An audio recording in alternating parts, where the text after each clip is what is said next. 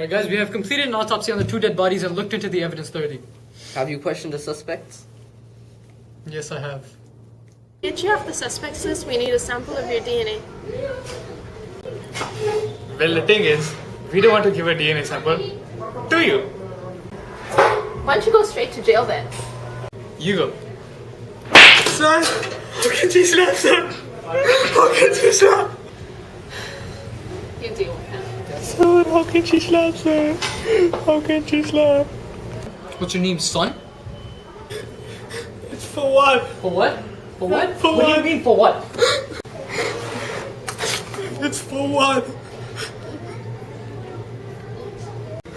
Dr. Sayed, it looks like we got the DNA sample we need. We just had a hard time at the beginning, but the rest of the questioning worked out perfectly. Based on Fawad's urine sample, he's completely innocent. How about the other clues? Have we looked into them? Yeah, the fingerprints on the Mars wrapper and the ginseng vial confirm that it's the same person. Through the autopsies, we have found 4 items of interest: the gunshot residue, a bullet, the bullet wound, and the scratches on the body. All of these prove something new. Perhaps the most intriguing of all is the gunshot residue.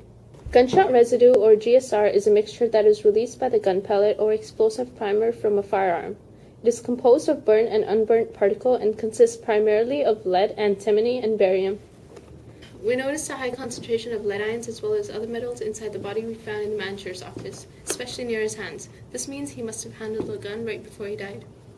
So he was not as innocent as we thought. And more so, the bullet that was used to kill the guard had many of the same chemicals found on the mystery person's hand. He killed my cousin! Yes, sir. He killed the security guard. He was one of the robbers. And he was later shot by the same gun, sir. The bullets found in both dead bodies are definitely identical. Fortunately, very few people have this kind of weapon, so it will be easy to track down the culprit.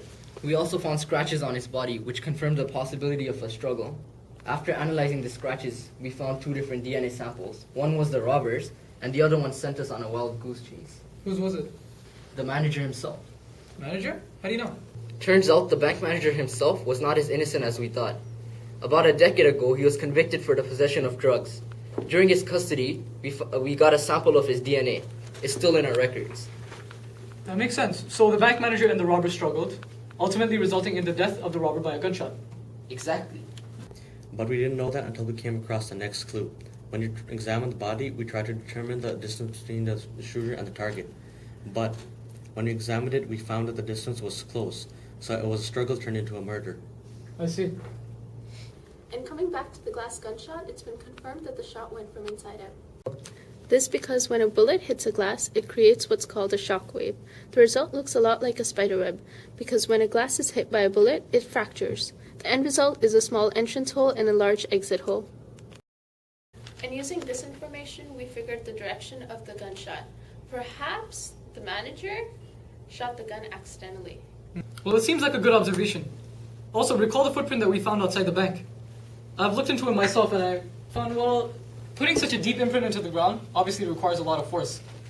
And if you know Newton's 3 laws, you'll know that force is dictated by 2 things: mass and acceleration. Now think about this. Now we all know that if acceleration was high, well, it can't be high because, well, putting such a deep imprint into the ground obviously required that he must have accelerated from a higher altitude. And that couldn't have been possible because he was running sideways. The only hope he has of having high acceleration would be to go sideways. So the only thing we can depend on is mass, pretty much.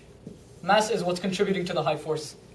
Now, of the description that the witnesses gave us, of the 3 robbers, there was one that was especially brawny and beefy. He was the one who consumed the chocolate and the ginseng. The footprint must be his. And it makes sense, since chocolate and ginseng can be used as a stimulant, so our guy must be very lazy. Did you just say brawny and beefy? Yeah, that's what I said. Then it has to be Killer Khan. The one and only M4A terrorist?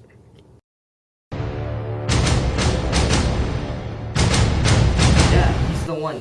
He's a contract criminal, ready to do anything from robberies to murders. He is known for his infamous squeaky shoes. Oh, what? One of his most recent clients has remained unidentified to the police.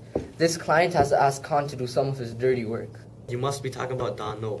That's right. We still don't know what Donno looks like. Donno has escaped the authorities for many years. He has left us not knowing for too long. What did we know about him till now? Well, he was shorter than the other robbers. Then he may have been the dead robber. I've seen Donno's earlier pictures and it fits the corpse's profile perfectly. We know who the second robber is. Who could be the third? Oh, he must be one of Don No's henchmen. He always carried around a techie, someone who could deactivate digital cameras and such. He knows digital security like the back of his hand. Man, I'm so psyched we were up against Don No. If he is the second unidentified robber, this is the perfect chance to solve a global crime. Yeah, and it's been a while since I've heard that name, Don No. But I didn't tell you guys something. Okay, I just feel that the robbers knew way too much. Well, think about this. They just did the robbery in an hour. They had just 3 people. They must have been prepared. Well, what do you propose? Well, there's one thing I didn't tell you guys about. While I was inside the bank manager's office, I found the bank's insurance policy on the shelf. The policy covered robberies. It covered them bizarrely well. I'm talking 7-figure amounts in case of a robbery. Well, the robbery itself wasn't too costly for the bank. Are you talking about an insurance fraud, sir? Exactly. Maybe he did the robbery on purpose just to resurface his bank from a recession. His job was at risk. It makes sense. Would you say he would call the robbers himself to rob his own bank? Just to save it from a recession? He's too stressed out about the bank itself. He was stressed. Exactly. He could have done anything while he was stressed. Who knows what he was going through?